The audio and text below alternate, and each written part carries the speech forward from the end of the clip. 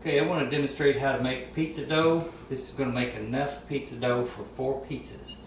So what I'm going to start off with is I'm going to have exactly 2 teaspoons of instant dry yeast. Alright, I'm going to put into that, I'm going to put like about 1 teaspoon of salt. Alright, I'm also going to put 1, that's about a tablespoon of sugar. So I'm going to kind of pre-mix this just a little bit like this. I also like to use like a couple of tablespoons of non-fat dry milk. And then I'm going to put, this is hot water, make sure it's hot. I like hot water, so I'm going to use 1.5 cup of hot water. So pour 1.5 cup of hot water, then I just washed this thing, so now it's clean. I'll set that to dry. I'm going to mix this. I'll mix this with that hot water. And I'm going to let this yeast work for about 1.5 minutes, maybe 2 minutes. So I've got this mixed up. I'm going to let that sit. And while that's sitting, this is key part of making good pizza crust. These are deep dish, and I like these hard coat anodized aluminum pans. These are 15-inch pans, and that's a 16-inch flatter pan. So for these pans right here, I'm going to put exactly whenever the reason I'm doing this is I'm going to roll this out in a minute, but I want to put I'm going to lay this crust down. Whenever I roll it out, I'm going to put it down on this oil, and this oil is going to kind of soak into it over a period of time. So I'm going to put 3 ounces in these deep pans. These other pans, I normally put about, I don't know, maybe 2 ounces or a little bit more. But what this does is it makes a really, this is extra virgin olive oil, and what it does is when you throw your crust down on this, when you throw your dough down and you let that set on that, then the dough is going to absorb that, and it's going to make it a really, really nice tasting pizza crust. So while that's doing that, you can look at this and you can see how this yeast is starting to do something. So I'll tell you what I'm going to do when I give this just maybe a little bit more time. Maybe another minute. I'm going to then add 4 cups of pizza flour, and what we use, I have the bag here just to show you. This is not your normal flour. You know, this is like an enriched bread flour that we buy from Sam's. This is it's called Bakers and Chefs, and or you can buy, there's other flours that can be used for pizza, but that's what we're using here.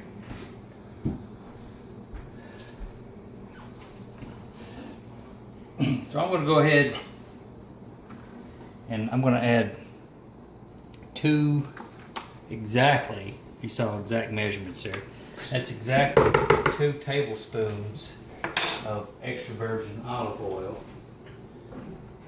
That put into that. I'm going to stir that just a little bit. So there's your mixture of yeast, sugar, those things. Now I'm going to put 4 cups. Where's there it is.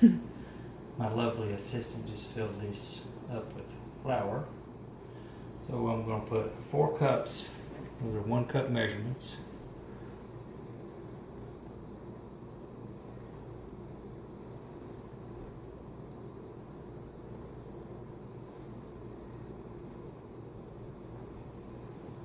I'm going to go ahead and get myself some out here because I'm going to use that in a minute. I'm going to set that aside. I'm just going to take a spoon and I'm going to stir this up. I think it's important that as I've learned how to do this, it's important to get the right amount of water in there. So, you know, be careful when you measure your water. If you don't want it to be too wet or too dry, it's a good idea to try to get that at 1.5 cup. So I've just kind of mixed this up with this spoon.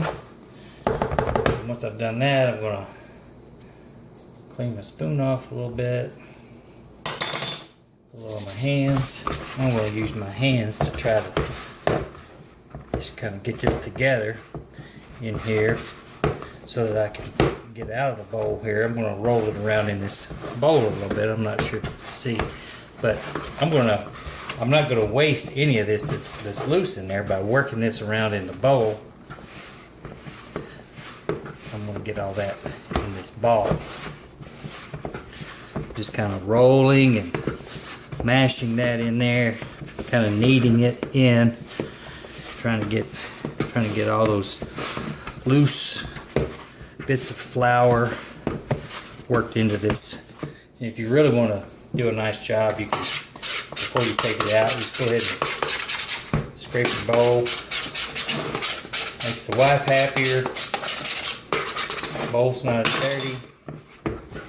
And again, it's got enough moisture in this that it'll pick up that stuff. All right, so bowl's fairly clean now. Put that over here.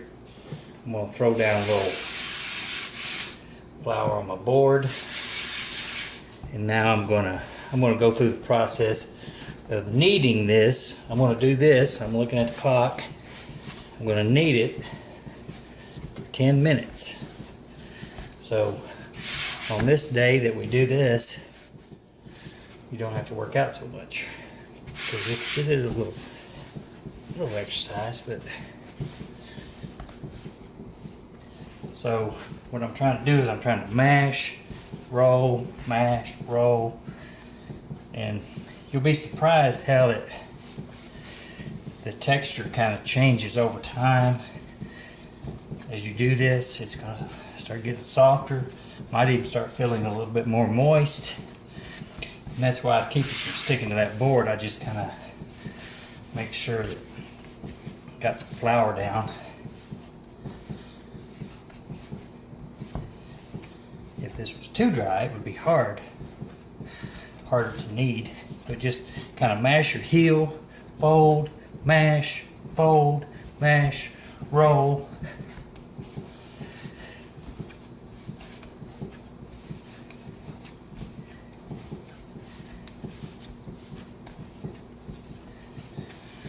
So we're going to stop the video here for just a few minutes, and then we'll come back before we finish this. Alright, this dough I've been kneading on for about 10 minutes. I wouldn't do any less than 10, but as you can see, it's really not sticking to the cutting board anymore. If your dough was too wet, you could keep working a little bit of flour into it. You don't want to make a mess on your board. So as you can see, you just push your heel in, fold it, squeeze it, whatever you want to do. Just trying to get some air worked into it. Get it all kneaded up good. I use the heel, fold. Some people roll, but typically I'll fold and roll, heel and roll. So it's been 10 minutes. So the next thing I'm going to do is this one ball of dough here, not very big dough ball, it's going to make 4 pizzas for us. Now, let me say this. Some people at this point might take this, put it on a plate, put it in a bowl, cover it up, put it in the refrigerator, let it rest overnight. A lot of people advise you do that. I started off doing that, and I really don't like to do that anymore, because what I really like to do is I like to go ahead from this state while the dough it's warm, it's been worked, and I go ahead and roll my dough. I used to do other things like tossing it up and all that stuff, but my wife really didn't like the mess. So now what I'm going to show you is I'm going to divide this up into 4 pieces, and I'm going to make 4 crusts. Now if you like your dough thicker, what you could do, we used to use the same amount of dough to make 2 pizzas, but we had obviously more crust. It was thicker, but as you get older, you might want to use less crust. So even dividing this into fourths, you're going to see it's going to roll out, and we're going to throw it in that pan. Once it sets in the pan on this oil we normally like to let it set for about 2.5 to 3 hours.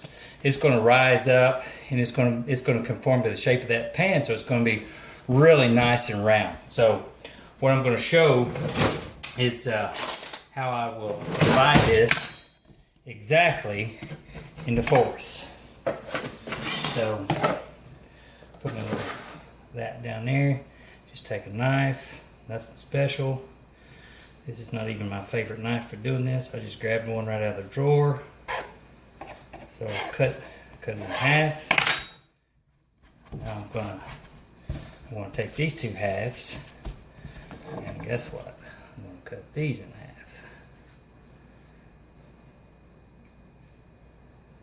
You can use pretty much any kind of knife that you want for that. I'm still going to try to make these little balls round because I really like to roll out, starting with a round ball. I'm going to cut this in half. And you're going to ask yourself, how are you going to make a 15 or a 16-inch pizza crust out of this? Now I'm going to show you. Some of those look bigger than others. I told you they were going to be exact. Might be an illusion. So I'm going to start this nearly round. I'm going to take my rolling pin. Forgot to show you one nice important secret. It is under this nice board. My wife bought this. I'm not sure what it's called, but it's for rugs. Yep, it's for rugs. It's for non-slip. So the good news here is I'm going to be pushing on this, and it's not going to be moving around much. So you might want to sprinkle just a little flour on top, a little on this, and then now let the fun begin. So I'm trying to push it and stretch it, and it doesn't have to be perfectly round. But again, you look at this and you say, how are you going to get that to cover a 15-inch pan? Somehow, if you keep working on it, you'll get there. Sometimes I hold one side and try to push, stretch, hold, push, stretch, because it seems to have a lot of spring back in it. You really don't want it to stick to your board too bad, so sometimes I'll pick it up and just take a little bit of this, because it can actually help you sometimes with it sticking to the board, but it can also cause you a problem. You see, it's getting bigger. I like to roll it out. I want this to be bigger than the pan I'm going to put it on, because I don't want that oil coming up on top.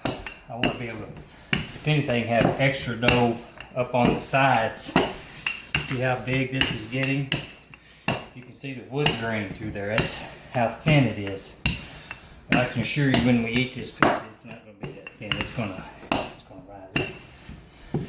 Okay, so I think that's pretty good.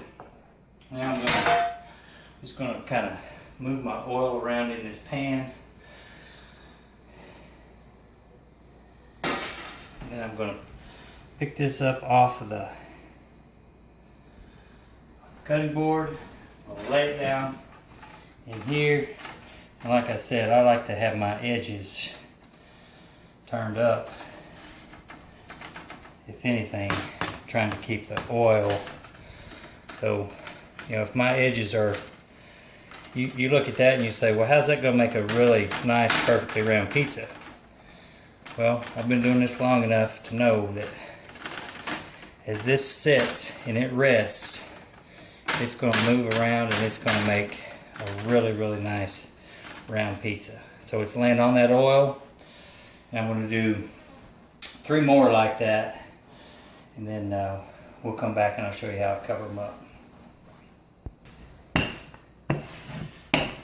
Alright, so this was the second ball of dough from that I've been rolling out, and I'm kind of rolling this. This one's going to go onto a 16-inch pan, so I've kind of rolled it out towards the edges. Like I said, I like for it to be kind of on the big side because we like to keep. We don't want oil trying to work up around the edges, so I'm going to pick that up. Just be kind of careful as you're picking it up. Bring it over to your pan. Throw it on your pan. Wrap it around your hands a little bit. Don't worry about what it's looking like right now. I'm just trying to get it to those edges because, like I said, it's going to set out for about 2.5 to 3 hours, and it's going to rise. It's going to rest. It's not going to be that flat. One of the things that we do that I'll show here is normally when we do these, we'll make 4 crusts at a time. I'll set this on top of that one, just try to make sure that nothing gets in there, like if there's a fly flying around in here for whatever reason, he wouldn't get on that. And then I have another pan that I can cover this up with. So what I'm going to do is I'm going to make 4, and I'll say this, after 2.5 hours, we'll build some pizzas and we'll cook the pizza. But the ones that we don't make today, what we'll do when our oven is hot and we've already baked the other pizzas, we'll actually put these in for 3 minutes at 475 degrees and let do a partial bake on it. We'll take them out, wrap them up, put them in the freezer, so the next time you get ready to make pizza, you can take it out, you can set it out for about 2 hours, and it'll be ready to go. You can throw it back into your pan. You don't need as much oil, and then you can build your pizza and cook it. So we cook the pizza at about 10 minutes at 475 degrees.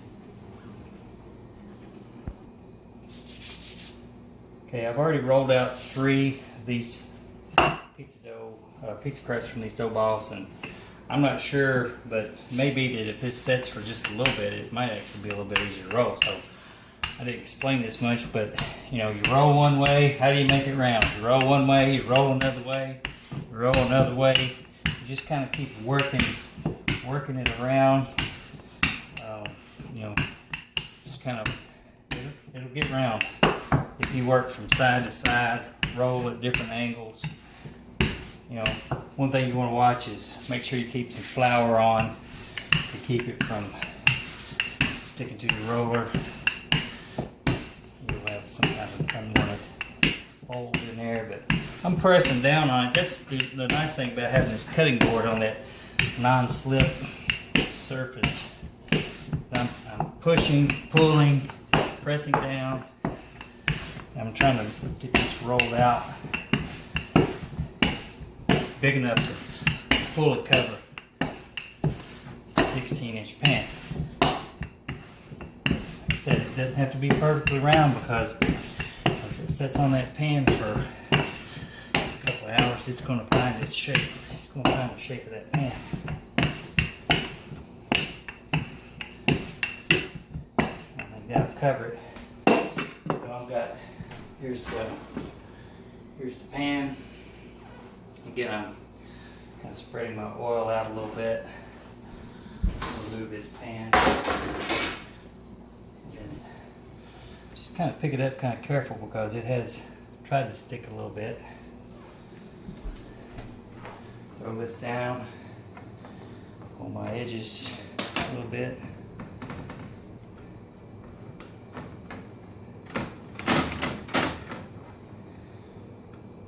Trying to keep the oil on the bottom.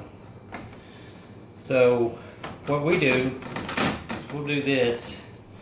We'll take these 2 pans, set this pan, and you can see that on there. We've got 2 of these like that. And just hold on just a second there. What we do in order to leave these, if I'm going to leave these for 3 hours, I don't want to leave them like this. I'll take, this is another pan, which I don't like. All I do is cover these up with these. These are kind of shallow. Cover it up, let that set for 2.5 hours. and then you're ready to build a pizza on it.